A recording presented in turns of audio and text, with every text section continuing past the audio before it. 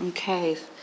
Soaring energy costs are causing turmoil in households and businesses all over the country, Minister. Price increases have been relentless, with some energy companies increasing their prices on 5 separate occasions last year. This maelstrom of price rises can make people feel dizzy, and it's hard to keep track of exactly how high prices are going when they're increasing or seem to be increasing every other day. Energy companies are boiling us alive and hoping we don't notice.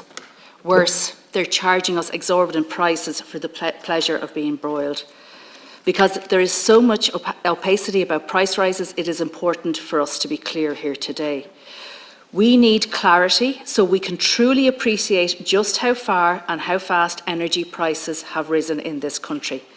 According to the Sustainable Energy Authority of Ireland, Irish residential customers were paying between 15 cent and 18 cent per kilowatt hour for electricity in 2021. In 2022, after Russia invaded Ukraine, prices rose up to 35 cent per kilowatt hour. And last month, these rates had spiked to between 43 cent and 45 cent per kilowatt hour. Minister, that is going from 15 cent to 45 cent per kilowatt hour. In just 2 years, energy costs have tripled. And on average, residential customers are now paying $4,300 on energy costs per year. And Minister, there is no indications that this is the upper limit. In fact, prices could go even higher. To be clear, there is no precedent in modern history for the speed at which energy prices have increased and the exorbitant prices that are now being charged. Never before have families been expected to pay so much just to ensure that they can cook their children a modest meal and keep them warm. Energy is not an optional extra. It is not a discretionary spend that can be excised from budgets to save cash. We need it, and people need it, and businesses need it to survive. Parents are now enduring extreme stress and worry every day, worry about how they'll continue to heat their homes and feed their families. Businesses, particularly those small and medium enterprises, have been hit particularly hard. Some have seen their bills quadruple. Many otherwise viable businesses are now contemplating closure simply because they cannot afford to keep the lights on. The price rises being foisted onto families and businesses are unprecedented. But so too, Minister, are the profits being generated by rapacious energy companies. Yesterday, the Taoiseach told my colleague Roisin Shortall that Irish energy companies would soon be posting enormous full-year profits for 2022. We can assume that that was a warning to prepare for even more obscene profits from a sector that is merely profiteering on a war. If their half-year profits are anything to go by, it will be a bumper year for energy companies.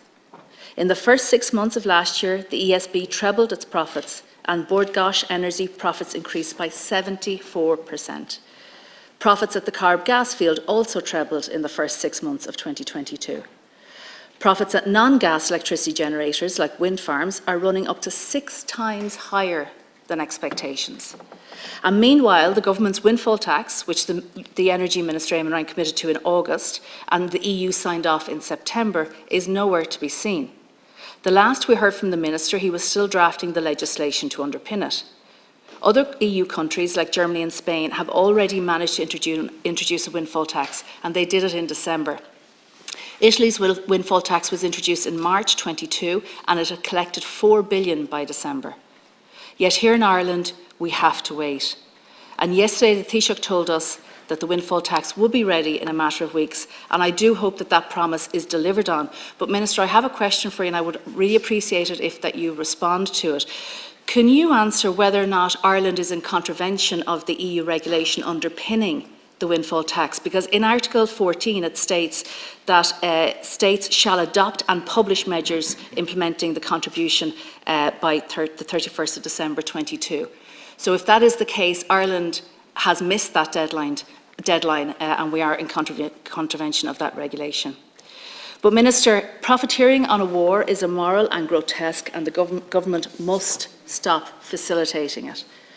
In tandem with this, the government must now act to constrain prices and provide tangible reliefs for households and businesses.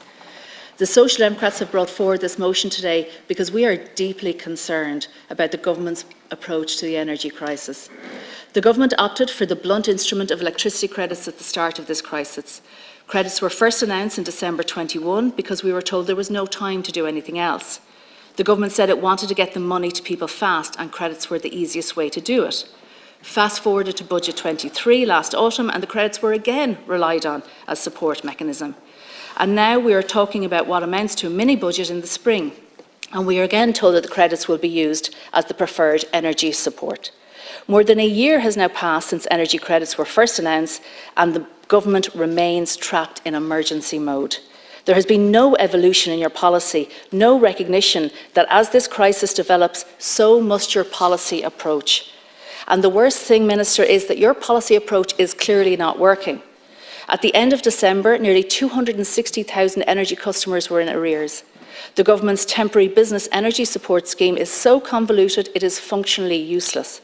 Just 26 million has been drawn down by businesses from the 1.2 billion scheme.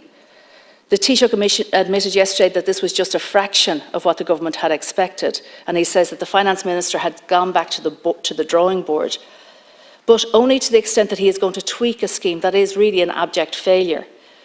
While the Minister busies himself painting lipstick on a pig, businesses are going under. What we need is a policy shift, not cosmetic changes. Targeted energy price caps for both households and businesses are the only guaranteed way to keep prices down and ensure certainty about costs. This would not be a blanket cap, which would reduce the cost of energy in an unlimited way or an uncontrolled way. It would mean that families and businesses are supplied with energy at reduced rates to meet their average energy needs. Any energy use in excess of this amount will be charged at market rates. It is a cap that can be budgeted for. And how do we know this? Because the Germans have already done it, Minister. Unlike an unlimited cap, it doesn't disproportionately benefit wealthier households, and it incentivises energy conservation. Yesterday, when Deputy Shorthall raised this with the Taoiseach, he tried to pillory the idea by associating it with Liz Truss, who we all accept was no economic guru. Another government TD derided it as a Tory cap. I can only charitably assume that ministers and TDs on the other side of the House don't know what they're talking about. Either that or they are being willfully obtuse. But the attack lines from the briefing memos and government buildings will have to be revised. The government can accuse the Germans of many things, but being fiscally reckless is not one of them. Is Leo Varadkar really saying that the Germans are writing blank cheques for energy companies or emulating Liz Truss's disaster Brexiteer economics? Maybe what he is really saying is that the Irish government doesn't have the fiscal acumen or the ability of the German government and therefore cannot implement what they have done. The automatic reflex of this government is to malign constructive suggestions from the opposition rather than engage with them on their merits. It is a reaction that repeats itself with depressing regularity. So, a progressive cap on energy prices that we know can be introduced and make a tangible difference to families and businesses becomes derided as Truss economics or the Tory cap. And this is despite the fact that the cap originated from the boringly responsible Germans. The Taoiseach even adopts the same scorched earth approach to research. Bernardo's published results of a study this week which found the number of parents using food banks had doubled to 10%. The leader of most governments who are in power while this is happening will perhaps feel some sort of shame or a twinge of regret. And instead, Leo Varadkar just announces that he doesn't believe the results of the survey and implicitly smears the professionalism of those who compiled it. The Taoiseach may not know many people who use food banks, but that doesn't mean they don't exist. And perhaps he should actually attend the Capuchin Day Centre himself sometime to see the queues. I would say that this government is out of touch, but we have long since passed that stage. You are now in orbit, somewhere in deep space, and gaslighting the country is not a sustainable communication strategy. We continually hear your policies are working, even though when we look around, we see evidence of the opposite with our own eyes. Yesterday, Electric Ireland told RTE that prices may not come down for 18 to 24 months, despite wholesale prices already on the decrease. Minister, something has to give. Enough is enough, and households and businesses cannot wait for prices to come down. They need action now. A targeted energy price cap is something that will provide relief from energy price shocks. And more than that, it will provide the certainty about pricing, providing huge relief for businesses. This is something that has been done elsewhere, and there is no reason that it cannot be done here, Minister, except government stubbornness, arrogance and intransigence. Thank you.